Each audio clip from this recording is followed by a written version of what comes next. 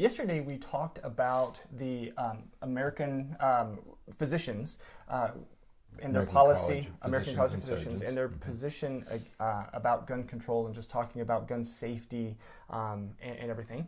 Right. Today we're going to shift over to another medical association, the American Academy of Pediatrics, right, and talk about their recent update as it relates to spanking. Right. Yesterday we did gun ownership and safety as a public health issue, gun violence, right? Yeah. Not gun ownership or gun control or anything like that, but just gun injuries, right, and deaths as a public health issue. Okay, and that stirred up the controversy between the NRA and some physicians. But so we updated you on that. Today we're going to update you on a new statement, right, from an update from the American Academy of Pediatrics on spanking. That's right. Another controversial topic. That's right. Where we have divided opinions. We just want to present what the Academy has said in their most recent statement about spanking children. Well, and it is pretty consistent with what we talk about, right, both in our book as well as in our workshops and everything. And that is, so the American Academy of Pediatrics is updating their guidelines from 1998. So this is a 20-year update. And a lot has been researched, and we've looked into a lot of things over the last 20 years. And in essence, what they're saying is we shouldn't be spanking kids. I mean, that's right, sort of the bottom line of it. The bottom line is stop spanking. Okay. Right. Years ago, probably maybe before the 1998 statement, they said you shouldn't spank anybody older than 5. Right. Okay, because you're entering, when you start getting young children in elementary school and middle school age, you shouldn't be spanking them. Right. Okay.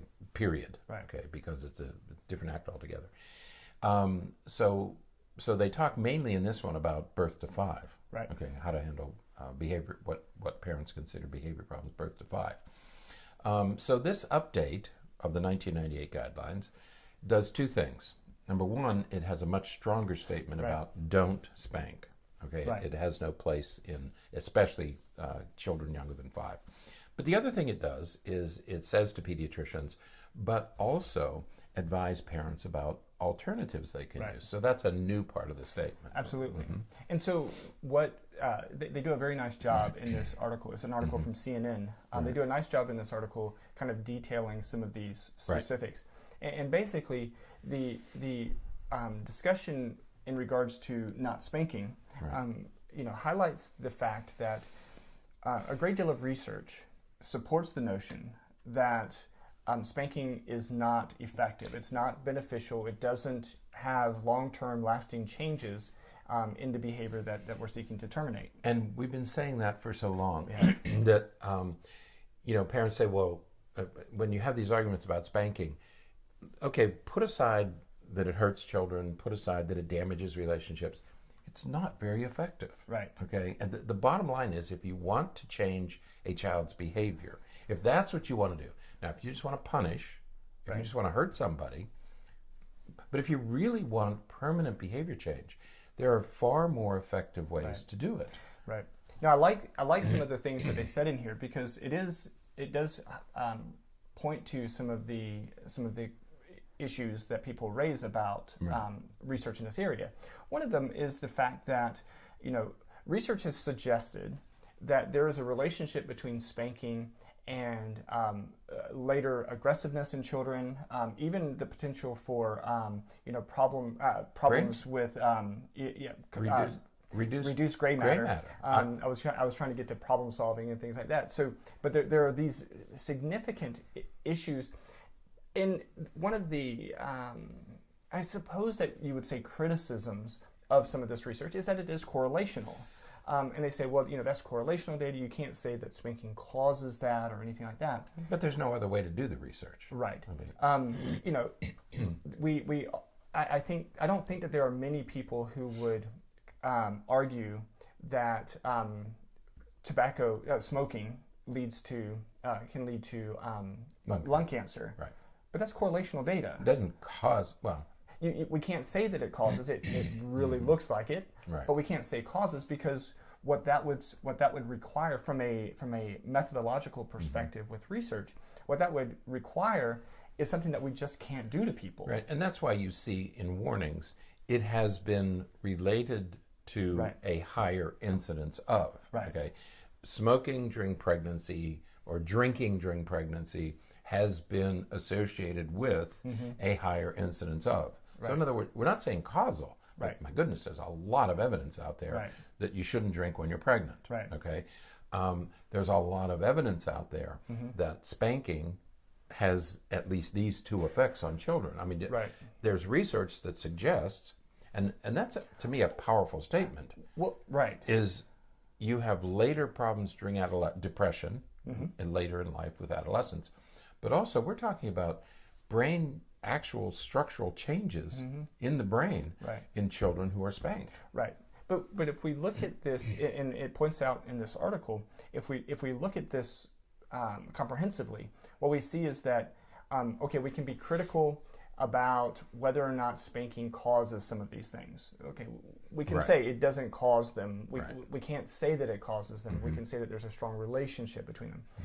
But what we also can say is that there is a very strong relationship between spanking and later aggressive behavior. There's a strong relationship between, actually a strong negative relationship between spanking and problematic behavior. Spanking does not reduce, on the long term, problematic behavior. It just doesn't. Research has demonstrated it time and time again. So it is all correlational data, but when we're looking at it, there is really no reason to maintain a perspective that spanking is an effective parenting tool. I love, it was confusing, you know, the way she wrote about that in the end. And for people who don't have a background in education, it's a little bit confusing. But what they're saying, what the article is saying is, we know there's a correlation between spanking and these later changes. Okay, we're not saying spanking causes it. We're saying there's a correlation between the two. Because typically, children are not spanked once or twice. Parents who spank frequently. Okay, it's a general way of, you know, popping a kid in the butt, as they say. I just pop them on the butt. Is used frequently, and that's the problem. Is it's used So when you take these kids who are popped frequently, they tend to have higher rates of depression when they become teenagers and other problems. At the same time, and this is the confusing part, if spanking worked, there would be a reduction in problem behaviors. That's what she's saying. That not only would you not see increases in mental health problems later on, but you would also see a reduction in problematic behaviors. And in fact, you don't see that reduction. There's no evidence, or very little evidence, to suggest that spanking leads to a reduction in problematic behaviors. So even though we're talking about correlational research, no matter how we look at it, we end up with the same conclusion. Well, and it's just fascinating to me, because parents will come in and say, you know, I have to spank him over repeatedly because he keeps doing the same thing. The answer is in the question. You know, if you're having to use the same form of punishment repeatedly, we need to change the form of consequence. We need to change the way that you're responding to because clearly spanking is not working. And that is, again, a common occurrence in parents who use spanking as a common form, as the routine form of discipline. And there's another, sometimes parents will say, well, you didn't have to raise my child because my child is far worse than other kids, so I have to spank him because he's different. Well, as it turns out, there is research that controls for that. That even children who are more difficult, who have a more difficult temperament, even if you look at those kids, you get the same results. It still isn't working, and it still has these adverse side effects. Okay, and so the Academy, I think, is right on this one, based on all the research we have. And this is the danger about denigrating science and scientists. You know, when this is the best research we have on this topic. Right. And what I always say to people is, okay, if you find out that you have a terminal illness, what kind of a treatment do you want? Do you want a treatment that has been proven to work, has been shown to be effective by scientific experiments? Or do you want to go to some other country and do something that has not been shown to be effective, but maybe it's effective with 1 or 2 people? You're risking your life here, okay? So when your life is on the line, what kind of data do you want? And I'm guessing that you're going to want data from a scientist who has done very careful research on this topic, okay? Well, that's what we're dealing with here. We're dealing with scientists who've done very careful research on this topic. So you can't say, well, statistics can prove it. No.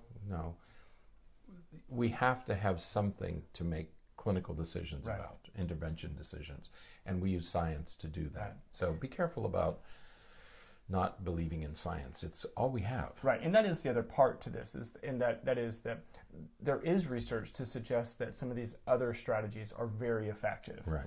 And so, the Academy is encouraging pediatricians to promote and to educate and to inform parents of these alternate forms of parenting.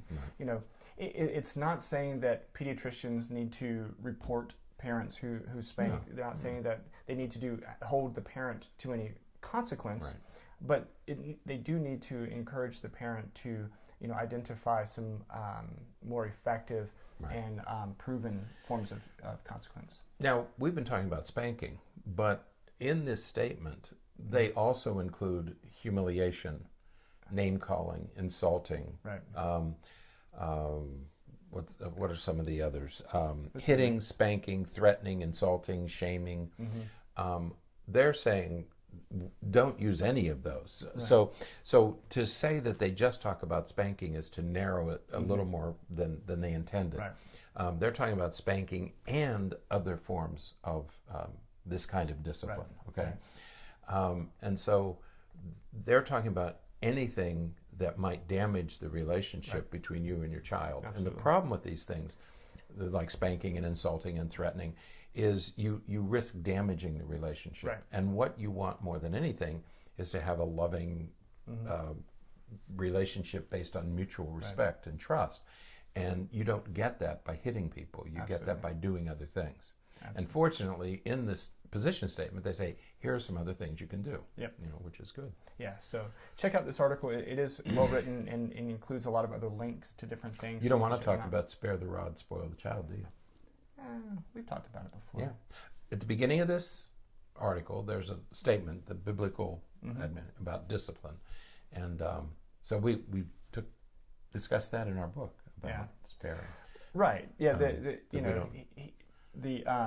whole notion of spare the rod, spoil the child. And when you, one of the things we were doing when we were writing our book is we were going to, we wanted to go back and see what all of that meant. And, when you look at the Greek, the original Greek writing of it, when it talked about spanking, what has been sort of changed, the term changed to fit spanking or discipline. What the word was paideia. That's right. When you talk about a staff, when they talk about a rod, right? It was a staff. It was a staff, like a shepherd's staff. What do they use it for? To guide and to protect. Right. Okay. Not to hit the sheep. Right. You guide the sheep with that staff, and you protect them from danger, and that's how we interpret. Right. And in the Bible, they talk about discipline, not hitting. They talk about discipline, and discipline to us means teaching. Right. Discipline in the Greek text was paideia, which means to educate, to inform, and that's where pediatrician comes from. And we recently learned that's Wikipedia or encyclopedia. Pedia comes from paideia, which is to educate, to inform. Right. So that's the root. When we talk about going to college and studying, we're studying a discipline. We're not talking about studying spanking. So discipline is informing and educating and teaching. Right. It's not hitting. Yeah. That way. So anyway. So there, we talked about it anyway. So the pediatricians have updated that statement. You don't have to take a look at that, but your pediatrician will obviously know about this. and hopefully give you guidance, especially for that birth to 3 crowd. Yeah. There's no need to do anything with an infant. Right. Burton White was right. You can't spoil an infant. You don't have to worry about that. But when you get into those toddler years, you get to the terrible 2s and terrible 3s. Those kids are pretty young. You can distract them and move them to another place. Yeah. Start hitting them at that age. They're just exercising their independence and their freedom. But after age 5, I would put all the spanking away, and you have to have other ways of doing things. Absolutely. If you want to talk about some of those things, give us a call. Yeah, we can talk to you about those alternatives. It's something we have been studying for a long time. Absolutely. So let us know. All right, that is it for today. Until next time, stay happy, stay healthy, and forget to be afraid.